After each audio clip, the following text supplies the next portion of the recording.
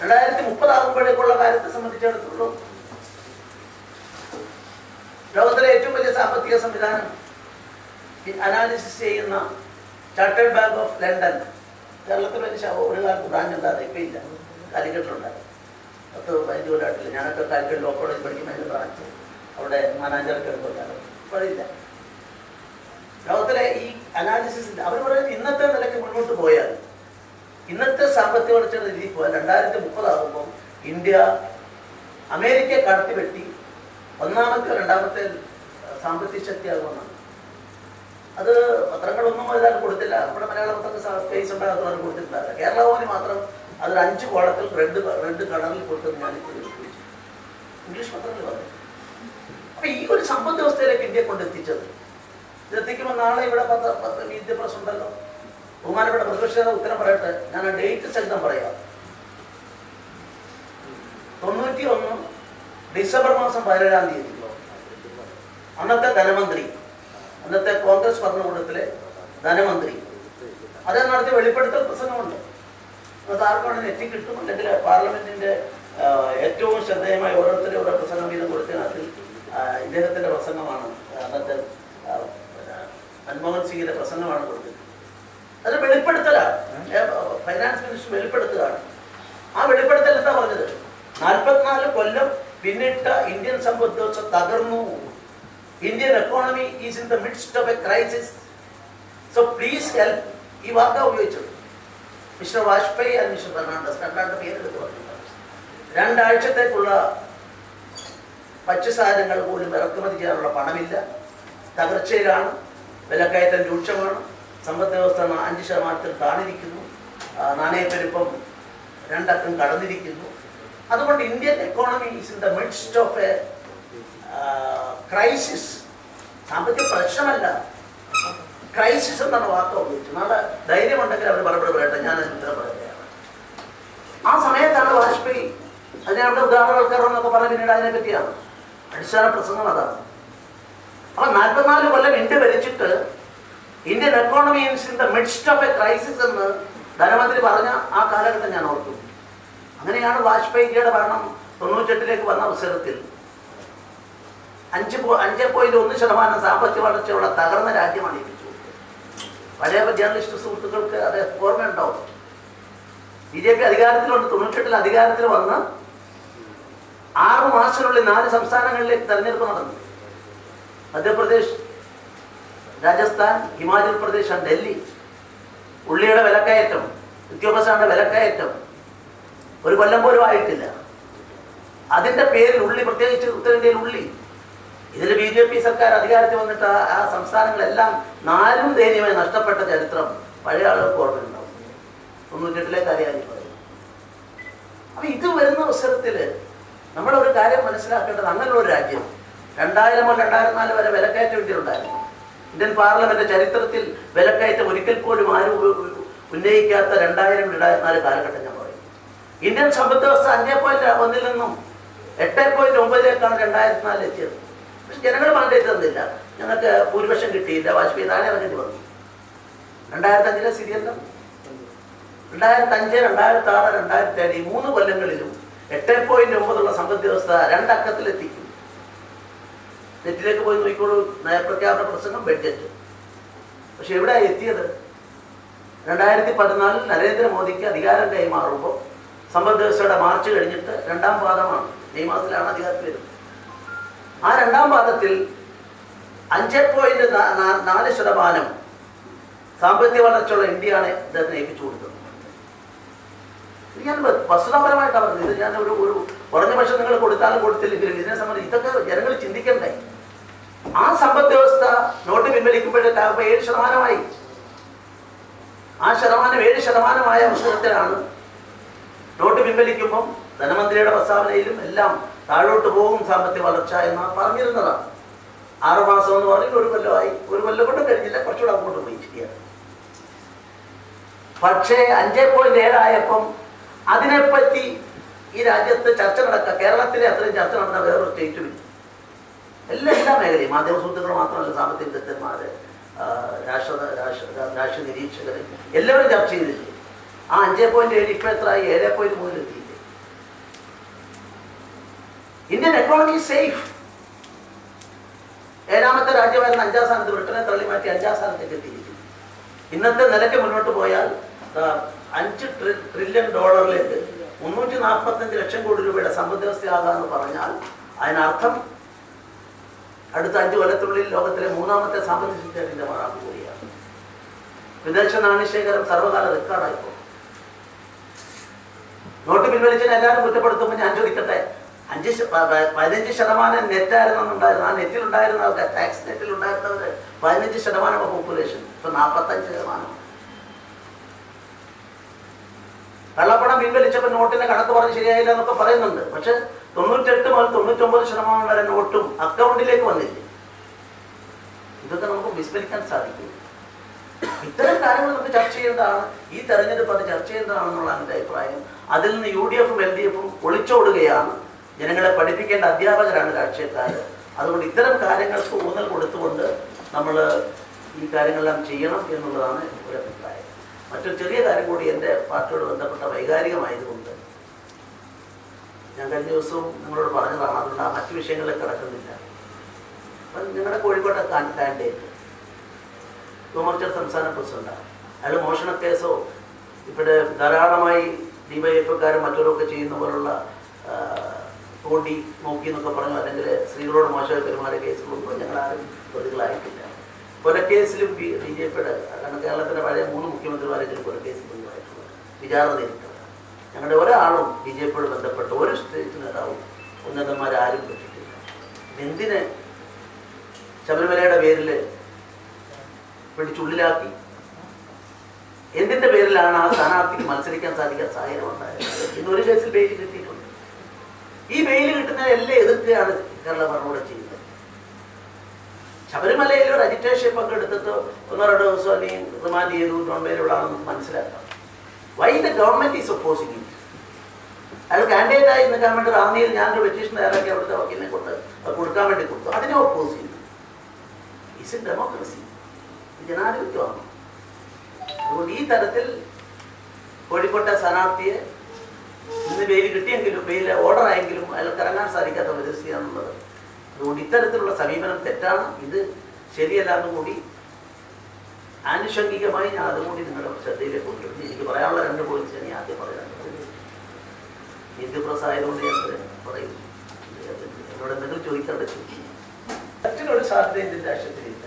പരമാവധി അവർ തന്നെ അവരുടെ ഇന്റേണലായിട്ടുള്ള ചർച്ച നിങ്ങൾക്ക് എങ്ങനെ കിട്ടിയെന്ന് ചോദിക്കും. 4-5 സീറ്റാണ് അവർ കേരളത്തിൽ പ്രതീക്ഷിക്കുന്നത്. അതല്ലാണ്ട് അതിനപ്പുറത്ത് ഒരു സീറ്റും അവർക്ക് പ്രതീക്ഷിക്കാൻ വകയില്ല. ഇതോട് കൂടിയിട്ട് അരിവാൾ ചുറ്റിക നക്ഷത്രം എന്ന ദേശീയ കക്ഷി എന്ന നിലയിൽ അവർക്ക് മാത്രം അവകാശപ്പെട്ട ചിഹ്നം ഇതോടെ നഷ്ടപ്പെടാൻ പോവുകയാണ്. അവസാനമായി അവർ ചെയ്യുന്നതാണ്. CPIയുടെ ഞാൻ പറയുന്നില്ല, ഇവിടെ സ്ഥാനാർത്ഥികളുണ്ട്. കഴിഞ്ഞ തവണ തൃശ്ശൂർക്കാരെ എങ്ങനെയോ ഒരാളെ ജയിപ്പിച്ചില്ലായിരുന്നെങ്കിൽ വട്ടപൂജ്യത്തിൽ അവർക്ക് കിട്ടിയ വോട്ടിങ്ങിൻ്റെ പെർസെൻറ്റേജ് ബിനോയിയുടെ പത്രസമ്മേളനം നീതി പ്രസ് കഴിഞ്ഞു പോയി. ചോദിക്കേണ്ടതാണ്. 1% ഇല്ല. ഇന്ത്യയിൽ ആകെ പോൾ ചെയ്ത വോട്ടിൻ്റെ 1% ഇല്ല, 0.25% ഇല്ല. 0.71 അവർക്ക് 0.71. ഇത് ഞങ്ങളെ ഫാസിസ്റ്റ് വർഗീയൊക്കെ പറഞ്ഞോട്ടെ, എങ്ങനെ സംഭവിച്ചുവെന്ന് ബിനോയ് വിശ്വവും എൻ്റെ സുഹൃത്താണല്ലോ, ഞാൻ പറയാണ്. നല്ല കമ്മ്യൂണിസ്റ്റുകാരുണ്ടായ നല്ലതാണുള്ള അഭിപ്രായക്കാരാണ്. ഇല്ല, ഒരു പാർട്ടി മാത്രം പോരല്ലോ, ഒരു BJP മാത്രം പോരാ, കോൺഗ്രസ് ഉണ്ടാവും, കമ്മ്യൂണിസ്റ്റ് പാർട്ടി ഉണ്ടാകും, 2-3 കക്ഷികൾ വേണം. ഇതിലല്ലേ ജനാധിപത്യം നടക്കുന്നു. ജനാധിപത്യത്തിൽ ആ നിലയ്ക്കുണ്ടാകേണ്ടത് കൊണ്ട് communist party, why communism in India has failed, ഇത് ഡെപ്തിൽ അവർ ചിന്തിക്കേണ്ട വിഷയമാണ്. എൻ്റെ വിനീതമായ അഭിപ്രായം സ്വന്തം ദുശ്ചെയ്തികളെ കൊണ്ട് സംഭവിച്ചതാണ്. ഇന്ത്യൻ ദേശീയതയ്ക്ക് നേരെ നിന്നതുകൊണ്ടാണ്. ബഹുമാനപ്പെട്ട അച്യുതമേനോൻ്റെ നാടാണ്. 69 തന്നെ അദ്ദേഹം ഒരു സൂചന തന്നയാളാണ് കമ്മ്യൂണിസ്റ്റ് എന്തുകൊണ്ട് പരാജയപ്പെടുന്നുള്ളത്. എന്നിലെ രാഷ്ട്രീയ വിദ്യാർത്ഥി പറയാൻ ആഗ്രഹിക്കുന്നു, കോൺഗ്രസിനോടൊപ്പം കൂടി അവരുടെ ബഡ്ജറ്റ് പിന്താങ്ങിയ 69 കോൺഗ്രസ് പ്രവർത്തനം അവരുടെ ബഡ്ജറ്റിനെ പിന്താങ്ങിയത് മുതൽ സോവിയറ്റ് റഷ്യയുടെ ഇടപെടലുണ്ടായതിനെ തുടർന്നുണ്ടായ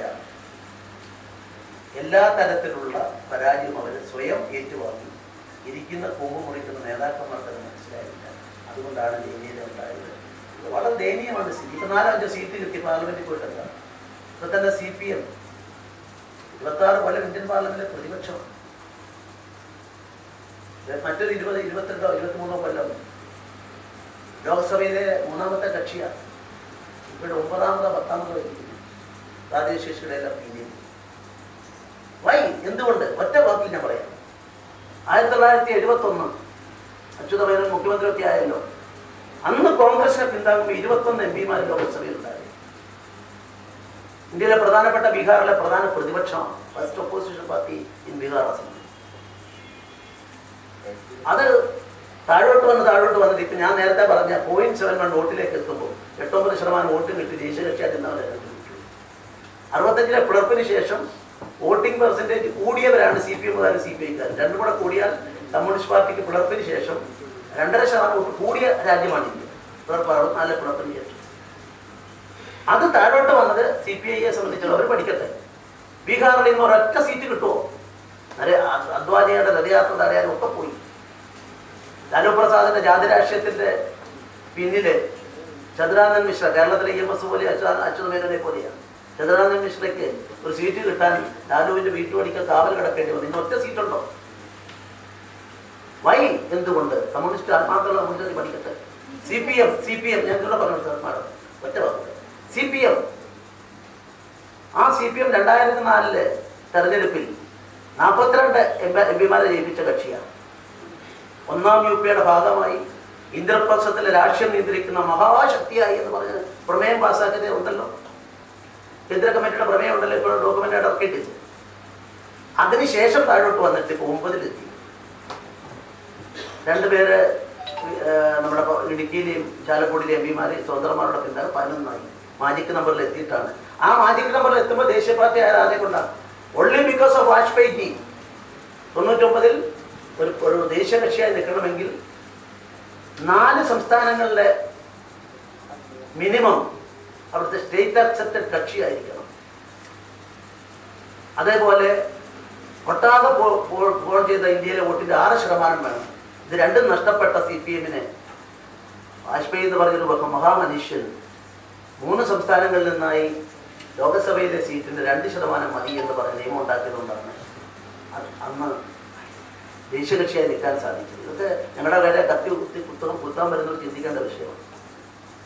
അന്നും കത്തിക്കുത്തിൽ ആൾ മരിച്ചു വീഴുന്ന നാടാ കേരളവും ബംഗാളും. പക്ഷെ എന്നിട്ടും ഒരു പാർട്ടി നിലനിൽക്കണം. അതിനുവേണ്ടി അവർക്ക് വേണ്ടി നിയമം മാറ്റിക്കൊടുത്ത ആൾക്കാരാണ്. അങ്ങനെ കൊടുത്ത അതിന് ശേഷം 2004 വന്നപ്പം മദാമിയും ഞങ്ങൾ തമ്മിലുള്ള വ്യത്യാസം എത്രയായിരുന്നു? 4 സീറ്റിൻ്റെ വാജ്പേയി താഴെ ഇറക്കിയിട്ട് 42 പേര് ഒന്നിച്ചു പോയി. അത് കഴിഞ്ഞ് 2009 എത്ര സീറ്റായി? 14. പിന്നെ അത് കുറഞ്ഞ് 9ആയി. ആ 9 2 സ്വതന്ത്രന്മാർക്കാണെങ്കിൽ നമ്മുടെ കേരളത്തിലെ CPM പിന്താങ്ങിയ സ്വതന്ത്രന്മാരാണ്. ചാലക്കുടി 11 ഉണ്ടായിക്കോട്ടെ. ഇപ്പം 11 കിട്ടുമോ? ഞാൻ അതുകൊണ്ടാണ് പറഞ്ഞ് ഇരിക്കുന്ന കൊമ്പ് മുറിക്കുന്ന നേതാക്കന്മാരുള്ള പാർട്ടിക്കുണ്ടാകുന്ന ഗതികേടാണ് അവർക്ക് വന്നിട്ടുള്ളത്. അവരോട് ഞങ്ങൾ സഹതപിക്കുന്നു. കാരണം ഒരു BJP മാത്രം പോരാ. BJP വിമർശിക്കാൻ കമ്മ്യൂണിസ്റ്റുകാർ വേണം, കോൺഗ്രസ്സുകാർ വേണം. അതിനെല്ലാം ഇങ്ങനെ പോയാൽ എന്ത് ചെയ്യും? ഇന്ന് പ്രാദേശിക കക്ഷികൾക്ക് എന്തെങ്കിലും ചെയ്യാൻ സാധിക്കുള്ളൂ. ഈ 2 പാർട്ടികളുടെയും സ്ഥിതി ഗ്രാഫ് താഴോട്ടാണ്. മുദ്രാവാക്യം മാറിയോ? കോൺഗ്രസ് മുക്തഭാരത് മുദ്രാവാക്യം മാറിയോ? BJP 20 സീറ്റിൽ ഞങ്ങൾ ഇന്ത്യയെ മത്സരിക്കുന്നു. 20 സീറ്റിലും ജയിക്കണമെന്നാണ് ഞങ്ങളുടെ ആഗ്രഹം. പിന്നെ അതിൽ ഇത്ര കിട്ടുമെന്ന് ചോദിച്ചാൽ ഇപ്പോൾ ഏതെങ്കിലും ഒരു നമ്പർ ഞാൻ പറഞ്ഞാൽ ബാക്കിയുള്ളത് എന്തിനാ മത്സരിക്കുന്നതായിരിക്കില്ല നെക്സ്റ്റ് ചോദ്യം. അതുകൊണ്ട് ഈ കോൺഗ്രസ് മുക്ത ഭാരത് എന്നുള്ള മുദ്രാവാക്യം മാറിയോ? അല്ല, മുക്ത ഭാരതം എന്നുള്ളത് ഞങ്ങൾ വിശദീകരിച്ചിട്ടുണ്ട്. മഹാത്മാഗാന്ധിജി മരിക്കുന്നതിന് 3 ദിവസം മുമ്പ് ഇന്ത്യൻ നാഷണൽ കോൺഗ്രസിന്റെ പ്രസക്തി നഷ്ടപ്പെട്ടു. അത് നിലനിർത്തരുത്, അതിനെ പിരിച്ചുവിടണം, എന്നിട്ട് അതിനെ ഒരു സേവന സംഘടനയാക്കി മാറ്റണമെന്ന് അഭിപ്രായം പറഞ്ഞിരുന്നു. അപ്പൊ ചരിത്രത്തിന്റെ പശ്ചാത്തലമുള്ള ഇന്ത്യൻ ദേശീയത ഉയർത്തിപ്പിടിച്ച ഒരു പാർട്ടി, ആ പാർട്ടി അധികാരത്തിന്റെ പുറകെ പോകരുതേ എന്നുള്ളതാണ് ഗാന്ധിജി പറഞ്ഞത്. അതുകൊണ്ടാണ് അതിനെ കണക്കിലെടുക്കാതെ അധികാരത്തിന്റെ പുറകെ പോയ പാവഭാരം, ആ പാവഭാരത്തെയാണ് ഞങ്ങൾ സൂചിപ്പിച്ചത്. അല്ലാതെ മുക്തഭാരതം ഒന്നിനെ ഇല്ലാതാക്കലല്ല. ഇല്ലാതാക്കിയാൽ പിന്നെ ജനാധിപത്യം ഉണ്ടാവും. ഞങ്ങൾ സോവിയറ്റ് റഷ്യ, ചൈനയും ക്യൂബയും വിയറ്റ്നാമും ഒക്കെ പോലെ ആവുള്ളൂ, ഏകകക്ഷിയാവുള്ളൂ. വേറെ ഒന്നിനെ സമ്മതിക്കാതിരിക്കരുത്.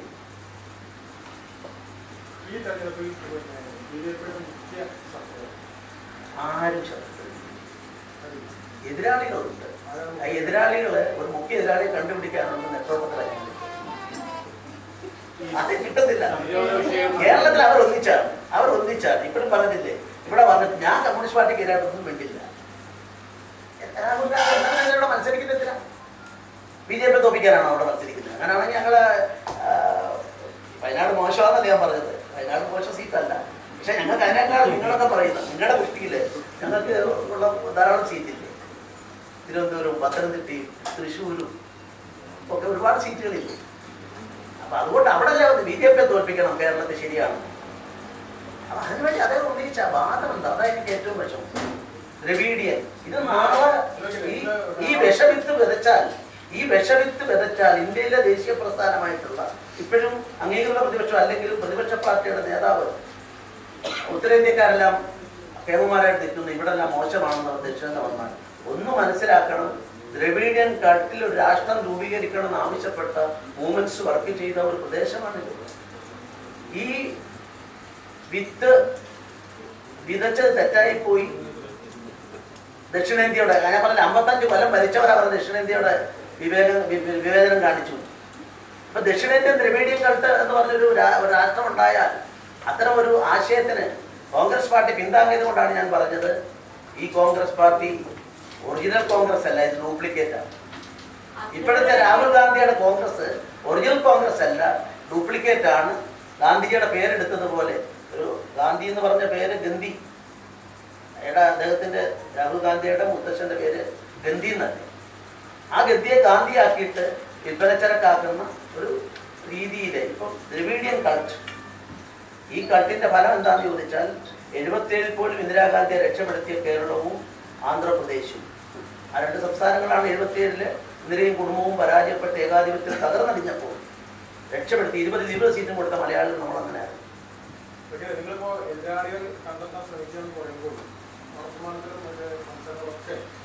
എതിരാളികളെ കണ്ടെത്തില്ല, ശത്രുക്കളെ പറഞ്ഞു. ജനാധിപത്യത്തിൽ ശത്രു എന്നുള്ള പദം കഴിയുന്നത്ര ഉപയോഗിക്കുന്ന എതിരാളികളുണ്ട്. ഞങ്ങളുടെ എതിരാളികളാണ്, UDF എതിരാളിയാണ്, LDF എതിരാളിയാണ്. ശത്രുക്കൾ എന്ന് പറഞ്ഞപ്പോ ശത്രുക്കളെ കണ്ടെത്തണം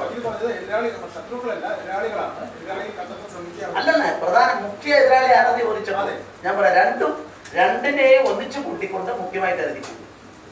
UDF ഉം LDF ഉം ഒരേ തുവൽപക്ഷികളാണ്,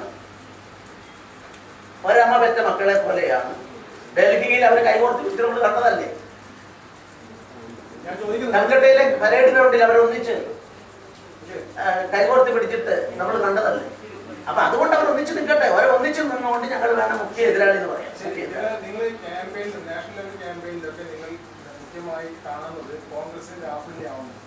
വയനാട്ടിൽ എന്തുകൊണ്ട് BJP രാഹുലിനെ എതിരെ സ്ഥാനാർത്ഥി? ആ ചോദ്യം രാഹുൽ ഗാന്ധി അബദ്ധ പഞ്ചാംഗം എപ്പോഴും അവതരിപ്പിച്ചുകൊണ്ട് യാതൊരു തത്വദീക്ഷയുമില്ലാതെ അദ്ദേഹം പറയുന്ന കാര്യങ്ങൾക്ക് വലിയ പ്രസക്തി കിട്ടുമ്പോൾ മറുപടി പറയേണ്ടത് കൊണ്ട് അദ്ദേഹത്തിന് മറുപടി പറയുന്നു. ഇന്നലെ ഇപ്പൊ പാർലമെന്റിലെ ഇന്നലെ സുപ്രീം കോടതിയെ ഉദ്ധരിച്ചുകൊണ്ടാണ് അദ്ദേഹം പറഞ്ഞത്. ഇതുകൊണ്ടാണ് ഏറ്റവും വലിയ തമാശയായിട്ട് എനിക്ക് തോന്നിയത്. ഇതൊക്കെ ഇങ്ങനെയാണോ വേണ്ടത്? കോടതിയിൽ ഒരു റിവ്യൂ ഹർജി വന്നു. ആ റിവ്യൂ ഹർജിയിൽ 3 ഡോക്യുമെന്റുകൾ കൂടെ പരിശോധിച്ച് റിവ്യൂ ഹർജി പരിഗണിക്കും. ഇതാണ് പറഞ്ഞിട്ടുള്ളത്, റിവ്യൂ ഹർജി അതുകൂടെ നോക്കിയിട്ട് ദിവസം പരിഗണിക്കും. ഇതാ പറഞ്ഞിട്ടുള്ളത്. അതിന് സാങ്കേതികമായിട്ട് ഗവൺമെന്റ് പറഞ്ഞു, ഗവൺമെന്റിന്റെ ഭാഗത്തുനിന്ന് ഒപ്പോസ് ചെയ്യില്ല. ഒപ്പോസ് ചെയ്താൽ പറഞ്ഞു ഇതെല്ലാം സീക്രട്ട് ഡോക്യുമെന്റ് ആണ്, നോട്ട് ടു ബി കൺസിഡർ എന്ന് പറഞ്ഞു. അതിനെ കോടതി നിരാകരിച്ചിട്ട് അതുകൂടെ വെച്ച് വായിച്ചിട്ട് ഞങ്ങൾ നോക്കാം. ക്ലീൻ ചിറ്റ് കൊടുത്തതാണ്. ആ ക്ലീൻ ചിറ്റ് കൊടുത്താൽ റദ്ദ് ചെയ്തിട്ടില്ല. അല്ല ഞാൻ പറയട്ടെ. അപ്പൊ ഇതിനെപ്പറ്റി ഒരു മുഖ്യമന്ത്രി അല്ല ഒരു എന്തുകൊണ്ടാണെന്ന് എനിക്കറിയില്ല. അത് ഇന്നലെ ഇത് പറയും, അല്ലെങ്കിൽ അതിസാമർത്ഥ്യമായിരിക്കാം, എന്താണെന്ന് എനിക്കറിയില്ല.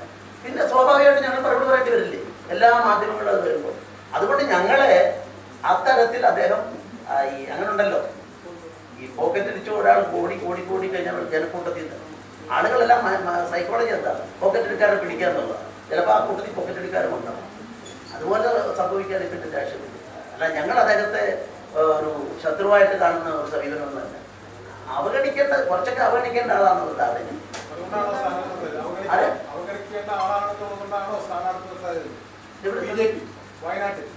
അങ്ങനെയുള്ള സീനിയറായ ആള്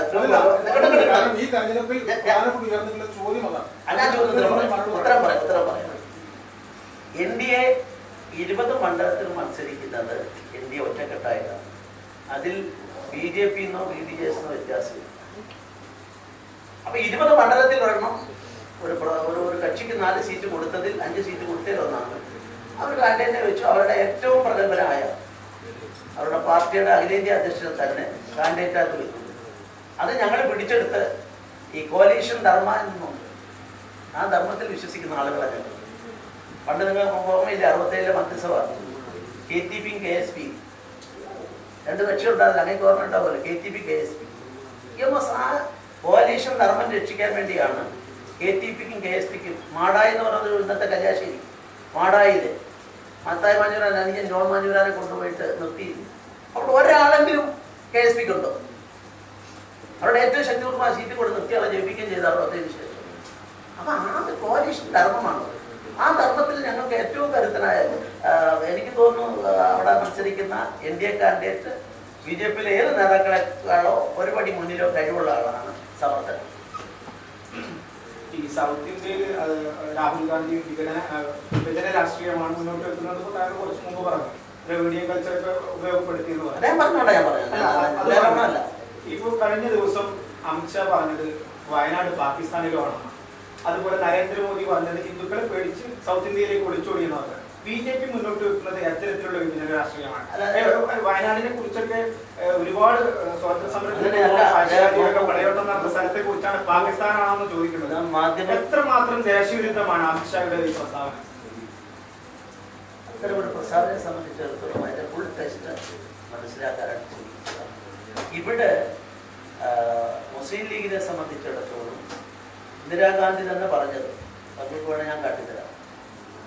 എന്തുകൊണ്ട് മുസ്ലിം ലീഗിനെ മന്ത്രിസഭയിൽ എടുക്കുന്നില്ല എന്ന് ഇന്ദിരാഗാന്ധിയെ കുറിച്ച് വന്നും ഇന്ദിരാഗാന്ധിയുടെ കാലഘട്ടത്തിൽ വളരെ ശക്തമായിരുന്നു. പാണക്കാരൊക്കെ വന്നിട്ടുള്ള കാര്യങ്ങൾ അതിൽ അവർ പറഞ്ഞു കേരളത്തിലെ മുസ്ലിം ലീഗ് വ്യത്യസ്തമായിട്ടാണ് ഞാൻ കാണുന്നത്, മറ്റേ ഇത് മോശമാണ് ഇന്ദിരാഗാന്ധി പറഞ്ഞു. സർവേന്ത്യ ലീഗ് അതിന്റെ ഭാഗമാണെന്നുള്ള സംശയമാണ്. ഞാനത് ആവശ്യപ്പെട്ട് 2 തവണ മുസ്ലിം ലീഗ് വ്യക്തമാക്കണം, അവർ വ്യക്തമാക്കുന്നില്ല. പക്ഷെ ഒരു കാര്യം എനിക്കറിയാം, മുസ്ലിം ലീഗ് ചരിത്രത്തിന്റെ ദശാസന്ധികളിലൂടെ എന്ന് പറഞ്ഞിട്ട് അവരുടെ ഏറ്റവും വലിയ എഴുത്തുകാരൻ MC വടകരയുടെ ചന്ദ്രികയിൽ കണ്ടശ വന്ന പുസ്തകമായിട്ട് ഇറങ്ങിയിട്ടുള്ളതിന്റെ കോപ്പി എൻ്റെ കൈവശമുണ്ട്. 12 കൊല്ലം മുമ്പ് ഇറക്കിയ പുസ്തകമാണ് മുസ്ലിം ലീഗ് ചരിത്രത്തിന്റെ ദശാസന്ധികളിലൂടെ. അതിലെ ആദ്യത്തെ അധ്യായം നിങ്ങൾക്ക് ആർക്കും വേണമെങ്കിൽ ഞാൻ എൻ്റെ ലൈബ്രറിയിൽ എൻ്റെ പുസ്തക ശേഖരത്തിലുണ്ട്. ധാക്കയിലെ സൂര്യോദയം എന്നാണ് ആദ്യത്തെ. ധാക്കയിലെ സൂര്യോദയം. ധാക്കയിലെ സൂര്യോദയം എന്താ? 1906 സർവേന്ത്യ ലീഗ് രൂപീകരിച്ച് ധാക്കയിൽ വെച്ചാണ്. അതിന് സൂര്യോദയമായി കാണുന്ന ഒന്നാണ്. പിന്നെ ഞാൻ അതിൽ അപ്പുറം കൂടുതൽ അത് വായിച്ചെടുത്ത് പലതുമുണ്ട്. അപ്പൊ അതുകൊണ്ട് അവർ പറയട്ടെ, ഇത് അഖിലേന്ത്യാ ലീഗാണോ പഴയ സർവേന്ത്യ ലീഗിന്റെ തുടർച്ചയാണോ, അല്ല അതിനെ തള്ളിപ്പറയണോ, സർവേന്ത്യ ലീഗിനെ തള്ളിപ്പറയുന്നു എന്നവർ പറയട്ടെ. അവർ പറയാൻ തയ്യാറല്ല. അവിടെയാണ് പ്രശ്നമുള്ളത്. അതുകൊണ്ട് ലീഗിന്റെ രാഷ്ട്രീയത്തെ അതുകൊണ്ടാണ് ഞാൻ പറഞ്ഞത്, ആ പച്ചക്കൊടി അതേ പച്ചക്കൊടി ഉയർത്തിപ്പിടിക്കുമ്പോൾ അത് ശരിയല്ല എന്നുള്ള വാദഗതി ഉന്നയിക്കാനുള്ള അവകാശം സ്വാഭാവികമായിട്ടുമുണ്ട്. അത് ഞങ്ങൾ പാകിസ്ഥാനാണെന്ന് പറയാം. അങ്ങനെയല്ല, ഞങ്ങൾ പറഞ്ഞില്ലേ, ഞാൻ പറഞ്ഞില്ലേ അതിന്റെ ഫുൾ ടെക്സ്റ്റ് അദ്ദേഹം പറഞ്ഞ പ്രസ്താവനയാണ് ഞാൻ മനസ്സിലാക്കുന്ന അർത്ഥം. താങ്കൾക്ക് താങ്കളുടെ രീതിക്ക് വ്യാഖ്യാനിക്കും. ഞാൻ അതിനകത്ത് അവസ്ഥ പറയും. ഈ BJPക്ക് കേരളത്തിൽ പല കോൺസ്റ്റിറ്റ്യൂൻസിയിലും നല്ലൊരു മുന്നേറ്റമാണല്ലോ. അവിടെയൊക്കെ കോൺഗ്രസും പിന്നെ തീർച്ചയായിട്ടും യോജിക്കാനുള്ള സാധ്യതയുണ്ട്. കേരള രാഷ്ട്രീയത്തില് BJPക്ക് തടയിടാൻ ഒട്ടേറെ, ഞാൻ ഈ 80-ൽ തുടങ്ങിയ ദിവസം മുതലുള്ള ആളാണ്, വിദ്യാർത്ഥി നേതാവായിട്ട് തുടങ്ങുന്നത്. എനിക്കറിയാം KG മാരാരെ തോൽപ്പിക്കാം, CK പത്മനെ തോൽപ്പിക്കാം, മഞ്ചേശ്വരത്തും അതുപോലുള്ള പല മണ്ഡലങ്ങളിലും അവർ ക്രോസ് ഔട്ട് ചെയ്തിട്ടുണ്ടല്ലോ. എന്തിനധികം പറയുന്നു, 2004 തെരഞ്ഞെടുപ്പിൽ NDAക്ക് ഒരു സ്ഥാനാർത്ഥി ജയിച്ചു വിടുന്നു. 98% മുസ്ലിം മലയാളികളുള്ള വോട്ടർമാർ, 98% മുസ്ലിങ്ങൾ മലയാളികളായ ലക്ഷദ്വീപ്, അവിടെ 2 NDAയുടെ കാൻഡിഡേറ്റ് ജയിച്ചു. കേരളത്തിന്റെ ഭാഗത്ത് 2 MP ജയിച്ചപ്പോൾ എന്താ ഉണ്ടായി? ക്രോസ് ഔട്ട് നടന്നില്ലേ? ആ ക്രോസ് ഔട്ടിനെ പറ്റി അന്വേഷിക്കാൻ നമ്മുടെ പന്ന്യൻ രവീന്ദ്രനെ വോട്ട് ചോർച്ചയെ പറ്റി അന്വേഷിക്കാൻ ഇടതുപക്ഷം 2004 തെരഞ്ഞെടുപ്പിൽ അന്വേഷണ കമ്മീഷൻ അയച്ചു. ഇവിടെ തൃശ്ശൂർ ജില്ലയിൽ വടക്കാഞ്ചേരി പത്മരാജൻ വക്കീലാണെന്ന് എൻ്റെ ഓർമ്മ, ചെന്നൈയാണോ പത്മരാജനാണെന്ന് എനിക്ക് സംശയമില്ല. അവരെ വന്ന് UDF വെച്ചു. അപ്പോൾ ക്രോസ് വോട്ട് നടന്നില്ല. വോട്ട് ചോർച്ച അന്വേഷിക്കാൻ UDF-ഉം LDF-ഉം 2004 തെരഞ്ഞെടുപ്പ്, ഞാനന്ന് BJP പ്രസിഡന്റാണ്, സ്റ്റേറ്റ് പ്രസിഡന്റാണ്, വെച്ച ചരിത്രം ആർക്കുള്ള അവർക്കുള്ളത്. അവരോട് ചോദിക്കുക, എന്താ അതിൻ്റെ റിപ്പോർട്ട് സമൂഹത്തിൽ വെക്കാത്തത്, എന്തുകൊണ്ടാ പത്മരാജൻ വക്കീലിൻ്റെ റിപ്പോർട്ട് പുറത്തു വെക്കാത്തത്? രണ്ടുപേരും വെക്കട്ടെ, അവരൊന്നിച്ച് നിൽക്കും.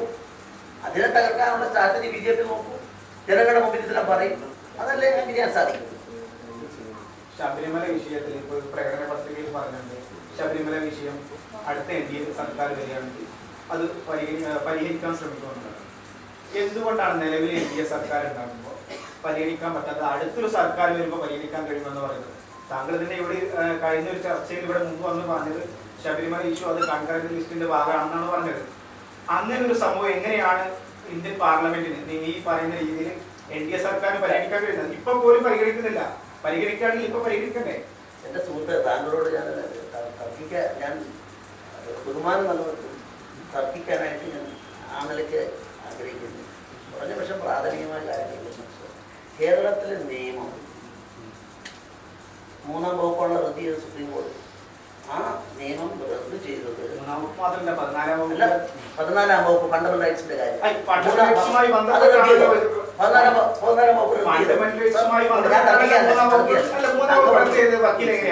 14-ാം വകുപ്പിലെ വിവേചനം പാടില്ല എന്നതുമായി ബന്ധപ്പെട്ടാണല്ലോ ഈ 3-ാം വകുപ്പ് നിലനിൽക്കില്ല എന്ന് പറഞ്ഞത്.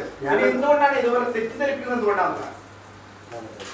ഒന്ന്, അങ്ങ് ഞാൻ തെറ്റിദ്ധരിക്കുന്നത് ദുരുദ്ദേശപരമാണ്, എന്നെ പറയാൻ പോലും സമ്മതിക്കുന്ന മുമ്പാണ്. അത്രയും അതീവ എടുത്തിയാട്ടം ദയവ് ചെയ്ത് പാടില്ല എന്നാണ് എൻ്റെ സൗഹൃദത്തോട് എനിക്ക് പറയാനുള്ളത്. നമ്മുടെ കേരളം പാസ്സാക്കിയ നിയമം, ആ നിയമത്തിൽ റൂൾ 3 ആണ് എൻട്രിയെ സംബന്ധിച്ചുള്ള കേരള ലെജിസ്ലേഷൻ്റെ 3 ആണ് സുപ്രീം കോടതി റദ്ദ് ചെയ്തിട്ടുള്ളത്. ആ സുപ്രീം കോടതി അത് റദ്ദ് ചെയ്തത് കൊണ്ടാണ് സ്ത്രീകൾ കടക്കാൻ പാടില്ല എന്നുള്ള വകുപ്പ് ഇല്ലാതായത്. മറ്റത് ഞാൻ അദ്ദേഹത്തെ എന്തെങ്കിലും തരത്തിൽ അദ്ദേഹത്തോട് മോശമായിട്ട് പറയല്ല. ഞാൻ പറഞ്ഞ രണ്ടാമത് അദ്ദേഹം പറഞ്ഞ 14 എന്ന് പറഞ്ഞത് 14, 25 രണ്ടെണ്ണമാണ് ഇപ്പോൾ പ്രശ്നമായിട്ടുള്ളത്. ആ 14, 25 ഫണ്ടമെന്റൽ റൈറ്റിൻ്റെ ഭാഗമാണ്. ഫണ്ടമെന്റൽ റൈറ്റിൻ്റെ ഭാഗമായ ഒന്നിനെ ദേശവാദ ഭാരതി കേസിനെ തുടർന്ന് 11 ഇന്ത്യയിലെ വിധിയെ അത് ഒരു കാരണവശാലും ബേസിക് സ്ട്രക്ചറിനെ ചേഞ്ച് ചെയ്യാൻ പറ്റില്ല. അപ്പോൾ ഇപ്പോൾ റിവ്യൂവിൽ കൊടുത്തിട്ടുള്ളത് അത് ഫണ്ടമെന്റൽ റൈറ്റ് കൺസിഡർ ചെയ്യാൻ പറ്റില്ല. 24 പ്രകാരമുള്ള റൈറ്റ് ടു വർഷിപ്പും ഫണ്ടമെന്റൽ റൈറ്റാണ്. ഇതിലേതാണ് റിവ്യൂ ചെയ്യുക എന്നുള്ള ചോദ്യത്തിനാണ് റിവ്യൂവിൽ ആ റിവ്യൂ വിധി പറയാൻ വേണ്ടി വെച്ചിരിക്കുക. ആ സമയത്ത് ഒരു നിയമനിർമ്മാണം നടത്താൻ ഒരു കോടതിക്കും ഒരു ഗവൺമെന്റിനും സാധിക്കില്ല എന്നുള്ളത് പകൽ പോലെ വ്യക്തമാണ്. ഇതിവിടെ പറഞ്ഞുള്ളൂ, പകൽ പോലെ എൻ്റെ അഭിപ്രായം നീ പറയും, പകൽ പോലെ വ്യക്തമാണ്. ഇവിടെ റൂൾ 3 നമ്മുടെ ട്രാവൻകൂർ കൊച്ചിൻ ക്ഷേത്രത്തിൽ കടക്കുന്നതിനെ സംബന്ധിച്ചിടത്തോളം സ്ത്രീകൾ കടക്കാൻ പാടില്ല എന്നുള്ളതാണ് റദ്ദ് ചെയ്യുന്നത്. ആ റദ്ദ് ചെയ്തതിനെ സംബന്ധിച്ചിടത്തോളം നിയമനിർമ്മാണം നടത്താൻ കേന്ദ്രത്തിന് അധികാരമുണ്ടെന്ന് പറയുന്നത് തെറ്റാണ്. അതുകൊണ്ടാണ് അതിനെ സംബന്ധിച്ചിടത്തോളം ആ 3-നെ സംബന്ധിച്ച് ഇവിടെയുള്ള മറ്റന്നാൾ വരാൻ പോകുന്ന ബഹുമാനപ്പെട്ട പ്രതിപക്ഷ നേതാവ് ഉൾപ്പെടെ വിവരം പറയുന്നത്. ഇതൊക്കെ എന്നെക്കാൾ വിവരമുള്ളവരാണ്. ഞാൻ എൻ്റെ അഭിപ്രായമാണ് ഞാൻ പറയുന്നത്. അവർ തെറ്റിദ്ധരിച്ചിരിക്കുകയാണ്. കാരണം ഇവിടെ രാഷ്ട്രപതി ഭരണം ഉണ്ടായിരുന്ന ഘട്ടത്തിലാണ് ആദ്യം പാസ്സാക്കിയത്. രാഷ്ട്രപതി അവസരത്തിൽ എല്ലാ സ്റ്റേറ്റ് ലെജിസ്ലേഷൻ പവറും പാർലമെന്റിലാണ് വെസ്റ്റഡ് ആയിട്ടുള്ളത്. അവിടെ പാസ്സാക്കിയ നിയമം രാഷ്ട്രപതി ഭരണം കഴിഞ്ഞ് റെഗുലറായ സ്റ്റേറ്റ് ലെജിസ്ലേച്ചർ നിലവിൽ വന്നു കഴിഞ്ഞാൽ, നിയമസഭ നിലവിൽ വന്നാൽ അതിൻ്റെ ഭാഗമായി കണക്കാക്കേണ്ടതാണ്. അതുകൊണ്ട് ഈ നിയമം കേരള നിയമമാണ്. കേരള നിയമം പാസ്സാക്കിയത് കേരളത്തിലാണ് ഭേദഗതി കൊണ്ടുവരുന്നത്. അതിപ്പം തള്ളിക്കളഞ്ഞു അല്ലെങ്കിൽ സെറ്റസൈഡ് ചെയ്തു എന്ന് വന്നാൽ കേരളമാണ് അതിന് നടപടി സ്വീകരിക്കേണ്ടത്. അന്നും ഇന്നും എന്നും എൻ്റെ അഭിപ്രായം അത് തന്നെയാണ്. ഞാനവിടെ മാറിയിട്ടില്ല. അതേസമയത്ത് ഫണ്ടമെന്റൽ റൈറ്റിനെ സംബന്ധിച്ചിടത്തോളം 14 ഇക്വാളിറ്റി, സ്ത്രീക്കും പുരുഷനും ജെൻഡർ ജസ്റ്റിസ്, അതുപോലെ തന്നെ 25 റൈറ്റ് ടു വർഷിപ്പിനുള്ള അവകാശം, രണ്ടും ഫണ്ടമെന്റൽ റൈറ്റാണ്. ഇതിലേത് ഫണ്ടമെന്റൽ റൈറ്റാണ് പ്രിവെയിൽ എന്നുള്ള വന്നു കഴിഞ്ഞാൽ അതിൻ്റെ അടിസ്ഥാനത്തിൽ നിയമനിർമ്മാണ സാധ്യത ഉണ്ടെങ്കിൽ അത് നോക്കൂ എന്നാണ് BJPയുടെ മാനിഫെസ്റ്റോയിൽ പറഞ്ഞിട്ടുള്ളത്. അത് പരിശോധിച്ച് നോക്കേണ്ടതാണ്. ഈ basic structure of the constitution മാറ്റാൻ പാർലമെന്റ് അവകാശമില്ല എന്നുള്ള 11-അംഗ ബെഞ്ചിന്റെ വിധി നിലനിൽക്കെ ഇതിനെ സംബന്ധിച്ചിടത്തോളം ആ സമയത്ത് എന്തെങ്കിലും പരിധികളുണ്ടോ എന്ന് നിയമപരമായി ആലോചിച്ച് ചെയ്യും. അതിന് ഞങ്ങൾ സന്നദ്ധരാണെന്നാണ് പറഞ്ഞിട്ടുള്ളത്. ഇതെല്ലാം വ്യാഖ്യാനിക്കാൻ അവകാശമുണ്ട്. പക്ഷെ ഒറ്റ ഓട്ടത്തിൽ വായിച്ചാൽ മനസ്സിലാവുന്ന കാര്യങ്ങളെ സംബന്ധിച്ച് തെറ്റിദ്ധാരണ ആരെങ്കിലും പരത്തുന്നുണ്ടെങ്കിൽ അത് ഉദ്ദേശപരമാണ്.